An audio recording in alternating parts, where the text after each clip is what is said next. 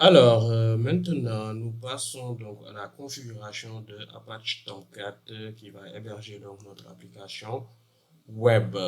Comme les autres, on commence par la connexion à la VM Tomcat. Ensuite, nous allons vérifier donc les entrées dans le fichier host. Après, on a la mise à jour du système d'exploitation, la configuration du dépôt EPEL et l'installation donc de Java, de la dépendance donc Java, dnf-vi install Java 17. Donc on va installer donc Java 17. Donc cette commande installe Java 17 incluant donc le runtime Java 17 OpenJDK et les outils de développement donc Java 17 OpenJDK Devel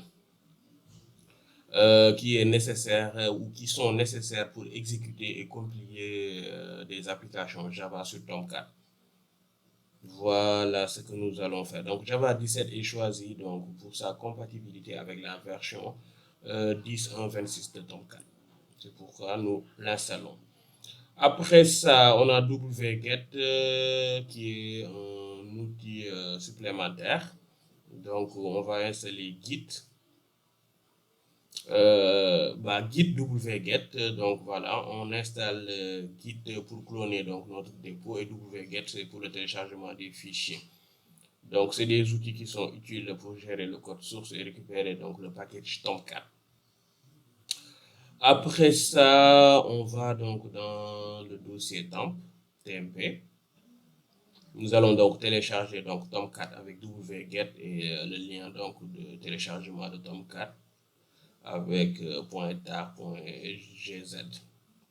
Donc cette commande utilise wget pour télécharger donc l'archive binaire de Tomcat, la version 10.1.26. Donc depuis le site officiel d'Apache Tomcat. Voilà. Après ça, nous allons faire donc l'extraction de l'archive Tomcat avec tar xzvf Apache Tomcat. Voilà ce que nous allons faire. Après ça, nous allons donc créer un utilisateur donc dédié pour Tomcat. Donc c'est la commande user add. Donc cette commande crée un utilisateur système donc nommé Tomcat avec le répertoire jusqu'à Tomcat et le shell avec sbin, no login, etc. Donc cette commande est utilisée pour un utilisateur donc dédié, renforce donc la sécurité en isolant donc le processus Tomcat des autres utilisateurs. Après ça, nous allons donc copier des fichiers donc dans le répertoire d'installation, d'où la commande cp. Donc cette commande cp, etc. Donc copie récursivement avec le -r. Donc tous les fichiers extraits dans le dossier temp Apache Tomcat vers notre dossier user local Tomcat, donc qui devient donc le répertoire d'installation principal de Tomcat. Cela va organiser donc les fichiers dans un emplacement donc standard. Après cela, nous allons faire donc des changements donc de propriétaire de fichiers. D'où la commande chown ou shown -r tomcat.tomcat dans le dossier user local tomcat. Donc cette commande attribue la propriété des fichiers donc dans notre dossier user local tomcat à l'utilisateur et au groupe Tomcat de manière récursive. Donc cela garantit que le processus Tomcat exécuté par cet utilisateur a les permissions nécessaires donc pour accéder et modifier donc les fichiers. Après cela, nous passons à la création donc du fichier de service systemd, d'où on fait l'ouverture donc vi, etc., le dossier, etc., systemd, système Tomcat service. Cette commande donc qui ouvre l'éditeur VI ou VIM, donc pour créer un fichier de service systemd nommé tomcat.systemd dans le dossier, etc., systemd, système. Donc ce fichier définira là comment Tomcat est géré comme un service système. On aura donc le contenu du code qui commence par unit et qui se termine par install. Voilà. Après cela, nous allons donc recharger les fichiers systemd avec la commande systemctl diamond reload. Cette commande donc recharge la configuration systemd pour prendre en compte le nouveau fichier Tomcat.service. Donc cela est nécessaire après avoir créé ou modifié un fichier de service. Donc à chaque fois avec Tomcat on crée ou on modifie un fichier de service, donc il faut exécuter cette commande. Après cela, nous allons donc démarrer, activer le service Tomcat avec le système CTL enable, et le système start d'abord et puis le enable. Une fois que ça c'est fait, nous n'allons pas exécuter les pare-feux. Nous n'allons pas exécuter les pare-feux. Pour moi, nous n'allons pas exécuter les pare-feux. Donc à tout à l'heure pour la partie technique. Alors, c'est parti pour la configuration de Tomcat. Donc, Apache Tomcat. Du coup, je sors donc de cette partie RabbitMQ et je lance ma VM Tomcat.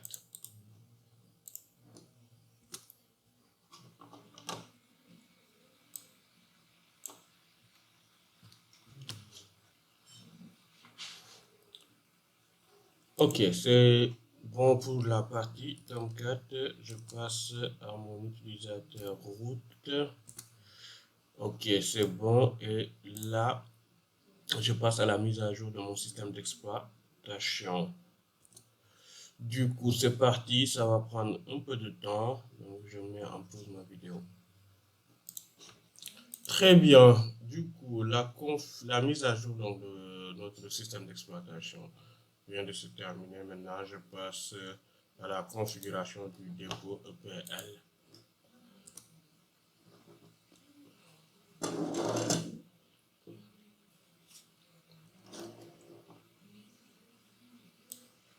La configuration du EPL est terminée, de notre dépôt EPL est terminé. Maintenant, je vais installer donc Java 17.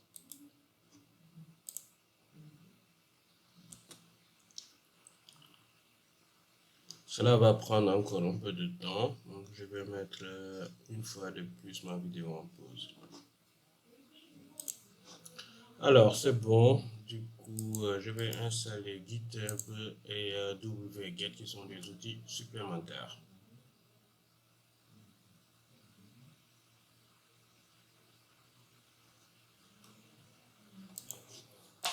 Alors, maintenant, je me rends donc sur mon dossier temp et à partir de là, je vais télécharger donc mon package Tomcat.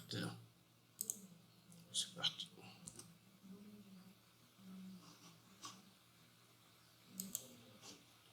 Très bien. Maintenant, je passe à l'extraction donc de mon archive Tomcat. C'est parti. Donc l'extraction est terminée. Maintenant, je vais passer à la création donc de mon utilisateur dédié pour Tomcat. Voilà, user add, yes, home directory, ok, shell, bin, c'est bon. Ok, ça c'est fait. Maintenant, donc je vais copier donc les fichiers dans le répertoire d'installation. Donc cp, cp donc -r qui est dans le dossier temp, etc. Ok, d'accord, c'est bon. Ok, ça c'est fait. Maintenant, je passe au changement donc de propriétaire des fichiers. Alors, c'est parti. Ça aussi c'est fait. Donc, je passe à la création donc de système D. Donc, le service système D. Du coup, pour ce faire, j'ouvre le VIM. Ok, qui donne ça. Ensuite, à partir de ça, je vais coller donc le contenu dont je vous avais montré tout à l'heure avec le unit.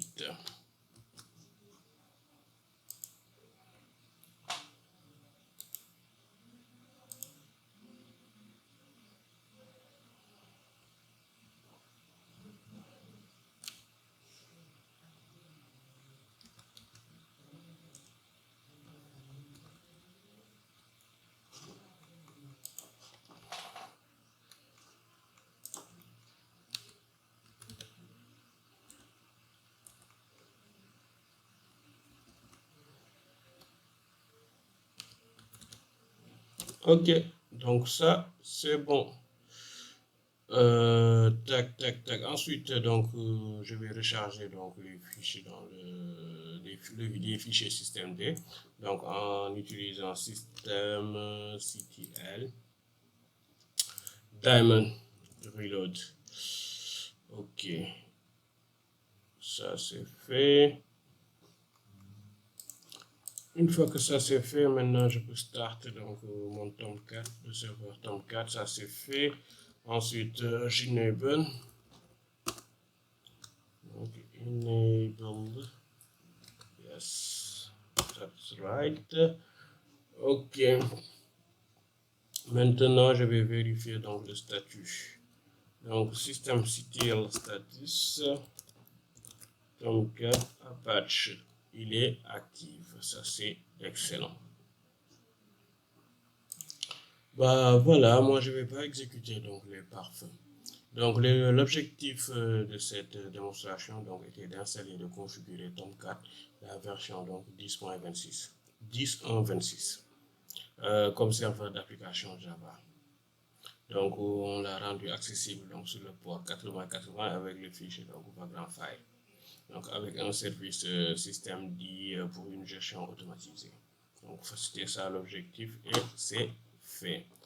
Donc à tout à l'heure maintenant pour la partie déploiement.